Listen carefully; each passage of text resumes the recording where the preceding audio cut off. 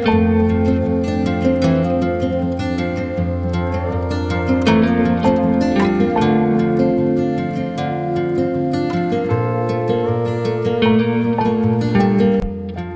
মুহূর্তে আমি ধোত্রের এক সুন্দর শান্ত মনাস্ট্রির সামনে দাঁড়িয়ে আছি।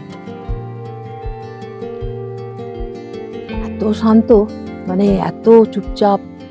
আর এই এরিয়াটা হচ্ছে বনস্পতি, মানে ভেষজ উদ্ভিদ এখানে আছে, গাছপালা এখানে এই এরিয়া। এটা মানে এত সুন্দর লাগছে না। আর ও আমার সঙ্গে এসেছে, সেই প্রথম থেকে আমার সঙ্গে হাঁটতে হাঁটতে আসছে। এখানে খেলা করছে, এখানে বসার জায়গা, শান্ত পরিবেশ।